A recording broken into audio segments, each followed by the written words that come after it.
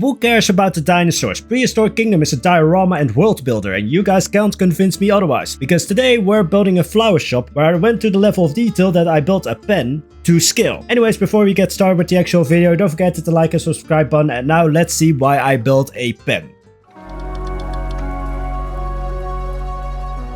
Alright, right off the bat, yes, I've been gone for over a month. However, it was just a time where work was piled on top of me, and then as more work was finished, the more work was piled on top. So it was just this never-ending cycle that I finally am at the tail's end of. And then as soon as I was kind of finished with that, then I decided to build again in Prehistoric Kingdom, build an entire habitat, was like 80% of the way done. And then I decided, this doesn't look good.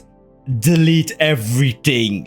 That's no joke. I built an entire habitat and just deleted it all because it just didn't fit in right. And then I decided, you know, let's do something simple. Let's build a shop. I mean, I've already built a coffee shop before, and then, yeah, that was a mistake. Because I went into this build thinking like, oh, I'm not going to go for that level, like intricate level of detail. Yeah, think again. Again, I built a pen to scale. That's the amount of detail that we're going for in today's build. And just like, I wanted to just explore how far I could push the level of detail that I can do with my build. And when it comes to Prehistoric Kingdom, that, like, there's no cap to that level of detail that you can do. Because besides building a pen, I also, well, I built a 2-scale cash register with like the desk with the screen and everything. I didn't want to do an old-timey one because I just didn't. There's some design choices that always need to be made. And so as soon as I was like, alright, we're going for that level of detail, then it just went completely insane. And then it took, I think, 3 weeks to make this, or 2. Like, the last few weeks or the last month and a half are basically just a blur. My brain has been completely fried. But anyways, when it comes to the actual build, oh boy, I had a lot of fun with it. Like, looking up cash registers, looking up flower shop interiors and everything. Like, it was just a lot of fun to do all of the research to try and get like the right ideas, get the right looks to things. And yes, I looked up a pen. I looked up like there's this workstation where they make like the bouquets and such, and I had seen it before. Like, I had seen an image of it before, but I couldn't find it. So I just went with memory, so it might not be completely accurate, but it's the best I could do. It's like, it's one of those annoying things when you know that you have seen an image that you later want to use as a reference, and then it just disappears into the horizon, never to be seen again. Yes, again, the last month and a half have completely fried my brain. However, this build should also show that. Because, as I said in the intro, who cares about dinos? I want to build dioramas, which is actually what this entire build was first inspired by, because for some reason, my Pinterest just decided to show me like this one-room dioramas, and like it was kind of dollhouse-like, but it was just this level of detail, and I was just like, yes, show me more. And then inevitably I came to the conclusion of like, I am inevitably going to build something like this. However, I thought it was only going to be like one room, which, I mean, at the end of it, like, the flower shop is the most detailed part of this building. Basically, I have 3, well, this one is included in that 3, but 3 projects of like highly detailed buildings. Like, not even highly, just like, what is like the best word to just put this? Insanely detailed buildings. Because again, I am not a dinosaur. Well, I can't even find a word for it, but like, I don't know anything about dinosaurs. I'm just going to be completely honest with you guys. If you're here for dinosaur talk, yeah, you probably won't find any because I struggle with the names alone already, so don't think that you're going to get much dinosaur talk here. But when it comes to buildings, I'm just like, more. So yeah, when it comes to buildings, I'm just very happy doing that. And with the rescaling tools in Prehistoric Kingdom, it's just like, there's no cap to what you can do. Like, I actually don't need any new pieces. I think I can build pretty much everything that I want already with the pieces given.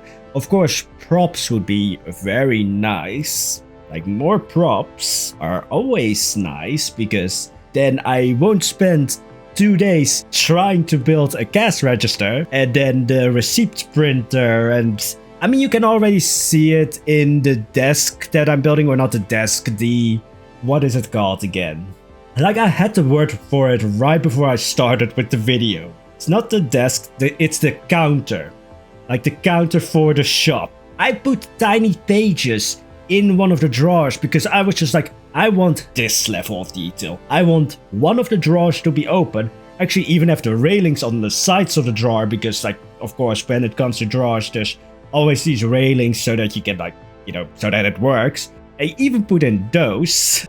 I didn't go to the full extreme there where I made the entire interior of the counter accurate as well because nobody's going to see that and I wasn't about to go that insane. However, I can already foresee myself doing that, but not today, Satan. But yeah, so when it comes to the counter, I even added like an open drawer just to show, oh, I actually made like real drawers for the counter. So this was pretty much a pride thing for me. I was just like, I can do this. I am going to show off, and I'm very proud of what I've built. And especially when it comes to this build, like the most interesting thing to me is always trying to get a personality into a build without using any words and such. So when it came to this build, I was just like, all right, I kind of have the feeling of like this being like, or that the florist, he is this very down-to-earth person, maybe a little bit, not eccentric, but just, you know, he definitely has some passions where he can like talk for hours. He really likes just animals as such. I actually even like this, you will see later in the video, but I even built like a cat bed. Like he has picked up a stray from the neighborhood that just lives with him now, and I made like cat toys and such, even made little cat paw prints to go into the shop just to have like, all right, there's these these subtle hints. Again, my brain has been completely fried, so don't expect proper English from me, but there are these subtle hints towards person and the personality in the building, because that's what I really love when building stuff, is just like having those stories and making them visually there without having like text that you need to read.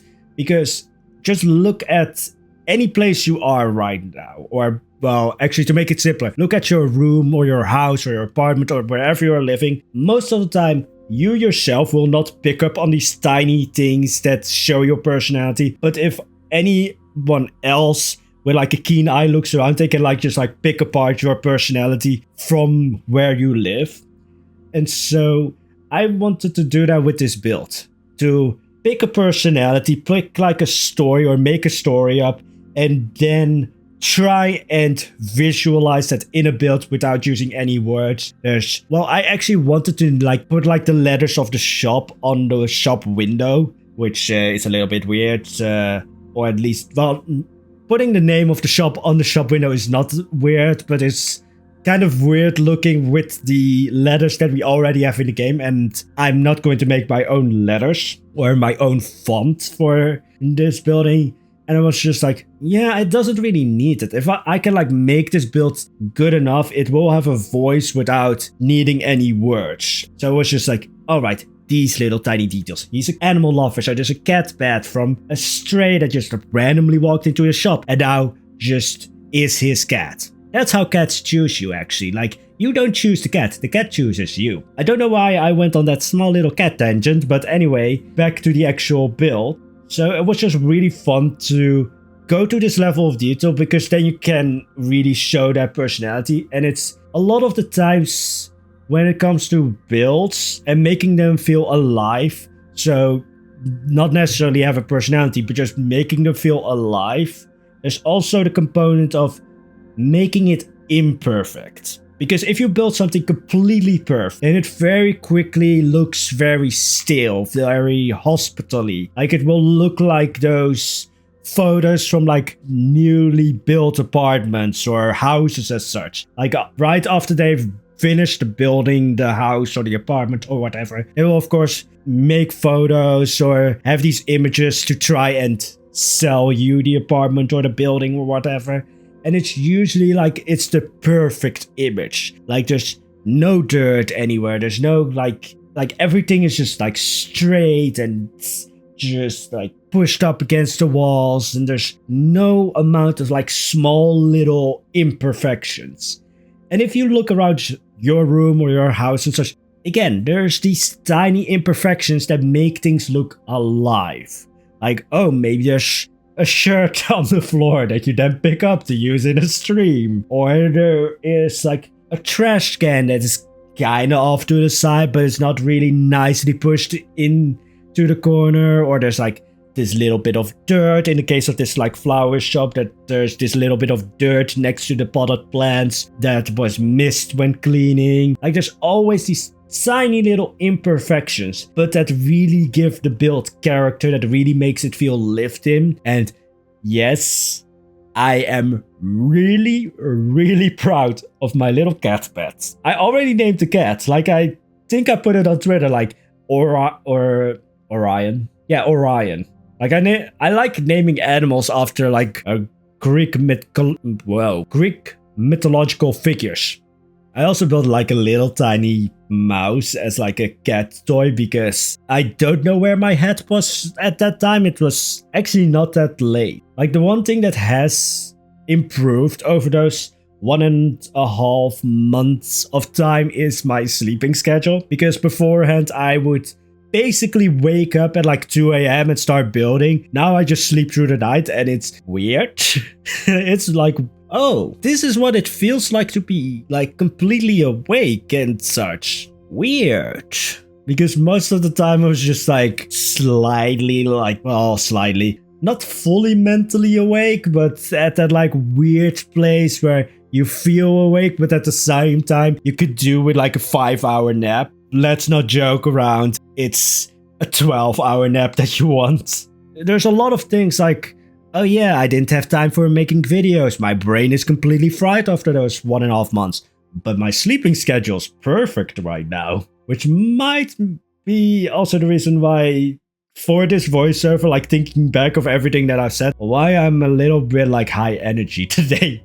It's just because I for once have energy.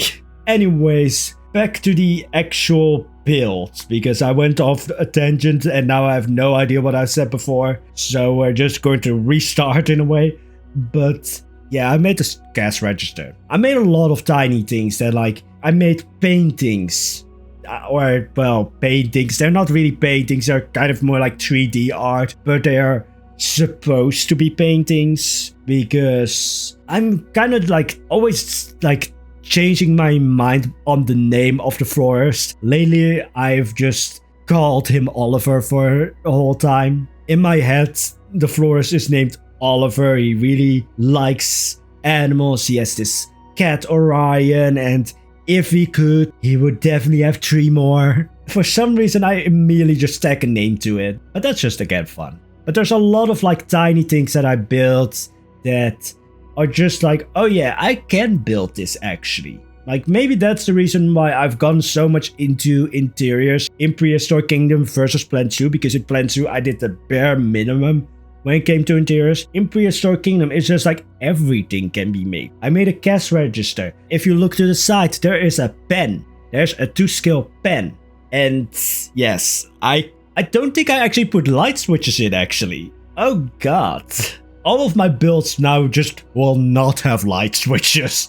It's just going to be a thing now. But there's just all of these like tiny things where I started off thinking like, yeah, I'm not going to do that. And then an hour later, I'm done. Actually, like looking at like all of the recordings, all of the things that I've done so far, like I've started building them and like half an hour later, it's like done. Of course, the pen took much less time. I hope. Anyways, when it comes to the paintings, this is kind of a workaround. Because yes, Oliver would definitely hang like these old-timey paintings or pictures in his shop. However, we can't really do that in Prehistoric Kingdom. Well, we can, but it would be very difficult to make like a completely flat image, which is why I really hope that we eventually will get like, I'm going to use Plant Zoo as a reference here, but if we eventually get like billboards so that you can upload your own images into the game and use them, would make it very handy when it comes to like information on like dinosaurs and such, to also kind of tap into the actual purpose of the game, not the way that I am abusing the game to make dioramas and such, because Prehistoric Kingdom is supposed to be about dinosaurs, but nobody tell my brain that. I'm very happy building interiors that have nothing to do with Prehistoric Kingdom and are actually not useful in any sort of way. Because as you have already seen, I built a cash register mostly because there's nothing in this shop that's actually usable by guests right now.